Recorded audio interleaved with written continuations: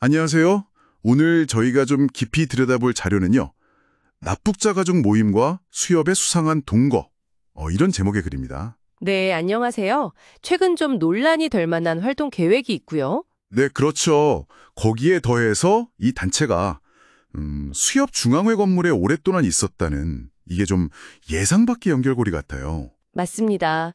심지어 그 건물이 국가 중요 시설로 분류된 곳이라서 더 그렇죠. 네, 접경지역 평화 문제하고 또 어떻게 보면 그 평화를 위협할 수도 있는 활동, 그리고 그 배경에 어떤 공공기관의 지원, 이런 미묘한 관계를 한번 파헤쳐 보겠습니다. 우선 그 논란의 시작이 된 활동 계획부터 좀 짚어볼까요? 네. 그 자료를 보면 이 납북자 가족 모임이 정부가 좀 자제해달라 이렇게 요청했는데도 불구하고요. 네, 했는데도. 6월 14일부터 한 달 동안 임진각 근처에서 대북 전단을 보내겠다 이렇게 예고하고 집회 신고까지 마쳤다고 해요. 아, 신고까지요?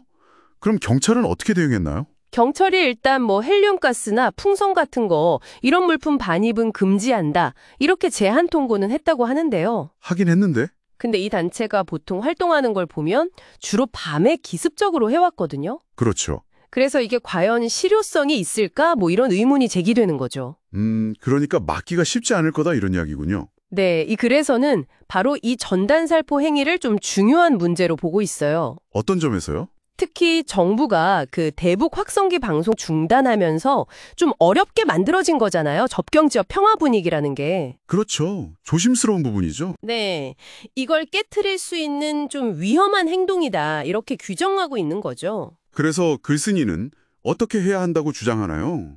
좀 근본적으로 자금 지원이 투명한지 보고 문제가 있다면 이걸 차단해야 한다. 이런 주장까지 하고 있어요. 아, 자금줄까지 차단해야 한다고요? 네, 평화를 해칠 수 있는 활동의 자금줄까지 봐야 한다는 거죠. 근데 여기서 진짜 좀 흥미로운, 어떻게 보면 좀 놀라운 연결고리가 나온다는 거죠? 네, 바로 그 사무실 문제입니다. 이 납북자 가족 모임 사무실이 서울 송파구에 있는 수협 중앙회 건물 안에 있다는 거요. 맞습니다. 근데 이게 그냥 건물이 아니라 국가 중요시설 가급으로 지정된 곳이래요. 가급이면 군부대 보호까지 받는 곳 아닌가요? 네, 그렇다고 하네요. 와, 어떻게 이런 곳에? 그 국민주권당이라는 곳에서 정보 공개 청구를 했나 봐요. 아, 네. 그래서 뭐가 나왔나요? 확인해 보니까 이 단체가 무려 2001년 8월 10일부터 거기 입주해 있었대요. 2001년이요? 와, 그럼 20년이 훨씬 넘었네요. 그렇죠. 그래서 수협 측에 물어봤겠죠. 왜 이 단체에 사무실을 줬냐? 그랬더니 수협 설명은 뭐였나요? 전체 납북자 487명 중에 어선원이 436명이다. 그러니까 절대 다수다. 그래서 어업인 관련 단체로 보고 사무실 쓰게 해줬다. 뭐 이렇게 설명을 했답니다. 아, 납북된 분들 중에 어업인이 많으니까 그걸 근거로 어업인 지원 차원에서 허용했다는 거군요. 네, 표면적으로는 그런 논리인 거죠. 뭐 그럴 수도 있겠다 싶으면서도 뭔가 좀 더 구체적인 내용이 궁금해지는데요. 입주 과정이라던가. 바로 그 부분입니다. 수협이 그 법적 근거가 뭔지, 뭐 처음에 누가 신청했는지, 아니면 누가 지시했는지, 또 승인 과정은 어땠는지 이런 구체적인 질문에는 답변을 안 했어요. 답변을 거부했다고요? 네. 그리고 또 중요한 거, 20년 넘게 있었는데 그럼 임대료나 관리비는 냈는지, 만약 안 냈다면 그 돈은 수협이 지원한 건지, 그렇죠. 지원했다면 왜, 어떤 근거로 지원했는지 당연히 물어봤을 텐데요. 네. 네, 그런데 그 질문에도 명확한 답변을 피하면서 그냥 부동산 소유자로서 어업인 관련 단체임을 감안해서 종합적으로 결정했다. 뭐 이런 원론적인 이야기만 반복했다고 합니다. 뭔가 좀 투명하지 않다는 느낌이 강하게 드네요. 그렇죠. 기본적인 정보조차 이렇게 공개를 안 하는 건 그냥 뭐 실수로 빠뜨렸다기보다는 좀 의료적으로 피하는 거 아니냐 이렇게 볼 수도 있는 거죠. 공공기관 성격도 있는데 좀 투명성 원칙에 어긋나는 것 같기도 하고요. 맞습니다. 20년 넘게 지원했는데 명확한 근거나 기록 제시를 못한다는 건 사실 좀 납득하기 어렵죠. 네. 이렇게 좀 불투명한 상황 속에서 이 자료가 던지는 핵심적인 문제의식이 뭘까요? 국민주권당 쪽에서는 크게 두 가지 질문을 던지고 있다고 해요. 부각이요? 네. 첫째는 지금 납북자 가족 모임이 실제 어업인 권익보호나 뭐 어업 관련 활동을 하는 것도 아닌데 왜 수협이 계속 어업인 관련 단체라는 이유로 사무실은 뭐 사실상 무상이나 다름없이 제공하는 게 맞냐는 거죠. 아, 설립 당시와 현재 활동이 다르다는 지적이군요. 그렇죠.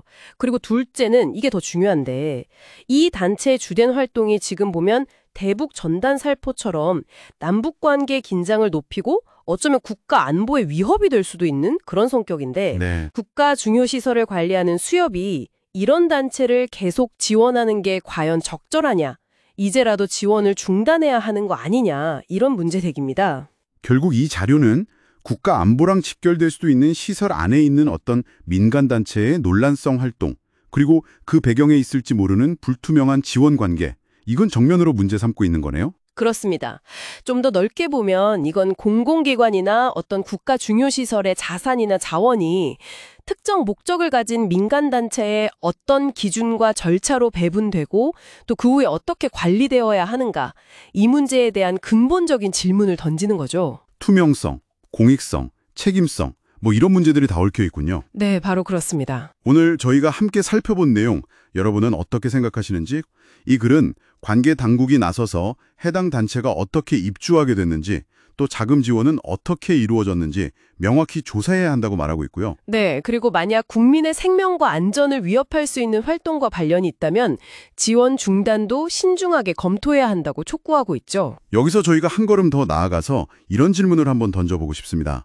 어떤 단체가 처음 만들어질 때 목적이나 배경, 예를 들어 여기서처럼 납북된 어업인 가족 지원이라는 명분이 있었는데 시간이 지나면서 현재 주력하는 활동이 가령 정치적인 성격의 대북 전단 살포처럼 처음과는 좀 달라졌을 때 네, 그럴 때가 있죠. 그 단체를 지원해온 기관은 어떤 기준과 원칙을 가지고 지원을 계속할지 아니면 방식을 바꿀지 이런 걸 판단해야 할까요?